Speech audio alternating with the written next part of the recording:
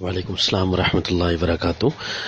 Easy पैसा account के ज़रिए अगर आप पेट्रोल पंप या कुछ स्टोर्स की रकम अदा करते हैं तो कंपनी आपको कुछ पैसे वापस कर देती है।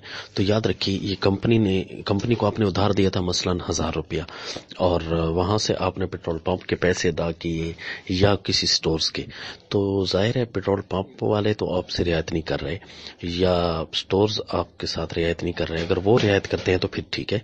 अगर कंपनी आपको 1000 रुपए के बदले या कुछ पैसों के बदले कुछ ऊपर दे रही है तो वो आपको अपने उधार की वजह से और सर्विस इस्तेमाल करने की वजह से पैसे दे रही है, तो ये बाकायदा सूद है। क्योंकि आपने कंपनी को 1000 रुपया दिया था, इजी पैसे अकाउंट को आपने 1000 रुपया दिया था, और सिर्फ आप 1000 रुपया लेने के ही मुजाज हैं। तो अगर आपने 1000 रुपए से जायद कुछ ले लिया, यानी आपने 1000 रुपए का पेट्रोल भी ले लिया और कुछ पैसे ऊपर ले लिए कंपनी से, तो यूं समझिए ये सूद है। यूं करना नाजायज है। कंपनी से इस किस्म की किसी सर्विस का इस्तेमाल आप नहीं कर सकते।